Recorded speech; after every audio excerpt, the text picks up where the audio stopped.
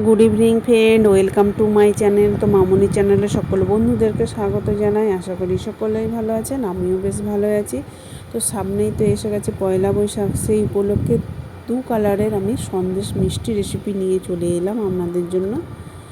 তো এখানে frying pan বসিয়ে দিয়েছিলাম, হালকা গরম হতেই দিয়ে দিলাম এক বাটির পরিমাণ আটা। তো আঁচটা লো টু মিডিয়াম আঁচে রেখে আটাটা আমি ভেজে নেব। তো আটাটা ভেজে নিলে আটার মধ্যে যে একটা কাঁচা গন্ধ থাকে সেটা চলে যাবে। তো দেখেই বুঝতে পারছেন আগের থেকে কালারটা একটু চেঞ্জ হয়ে গেছে। এরপর এটাকে নামিয়ে নেব। এরপর সেই পাত্রের মধ্যে আমি কিছুটা সাদা তেল দিয়েছিলাম আর দিয়ে দিলাম 2 চামচের মতো গাওয়া ঘি। তো ঘিটা গলে গেলে এরপর সেই ভেজে রাখা আটাটা এর মধ্যে দিয়ে দিলাম। তো যেখান থেকে আমার ভিডিওটা দেখছেন, দেশ ও দেশের বাইরে থেকে, প্রথম থেকে শেষ পর্যন্ত কন্টিনিউ করার অনুরোধ রইল। তা নাহলে বুঝতেই পারবেন না আমি কিভাবে এই দু কালারের সন্দেশ রেসিপিটা বানালাম। এরপর দিয়ে দিলাম 10 টাকা দামি 1 প্যাকেট আমন্ড দুধটা দেওয়ার পরে বেশ ভালোভাবে মিশিয়ে নেব। এটা শুকনো মিশবে না জানি। এরপর আমি চিনির রসটা করে দিলে বেশ সব উপকরণ ভালোভাবে মিশে যাবে। তো যে বাটির পরিমাণ আমি আটা নিয়েছিলাম সেই বাটির হাফ বাটি চিনি দিলাম, দিয়ে দিলাম হাফ বাটি জল, ফুড কালার দিয়ে দিলাম।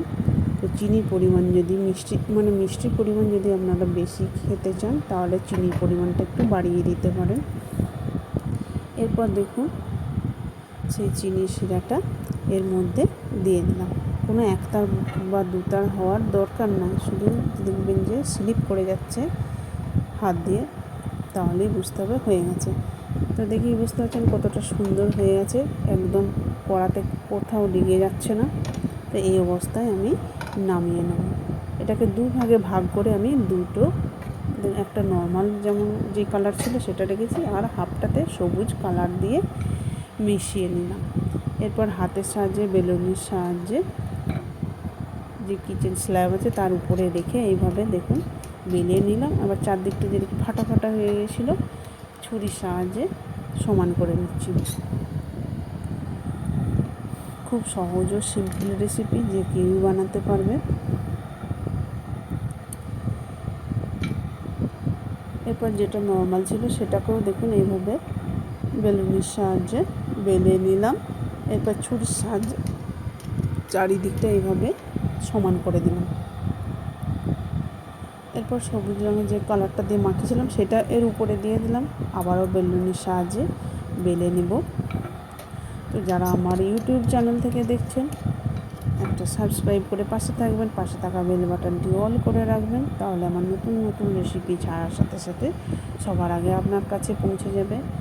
বাড়িতে একবার হলেও অবশ্যই বানিয়ে দেখবেন, কেমন হলো কমেন্ট করে জানাতে ভুলবেন না। আশা করি সকলেরই ভালোই লাগবে। তো দেখুন কতটা সুন্দর লোভনীয় হয়েছে।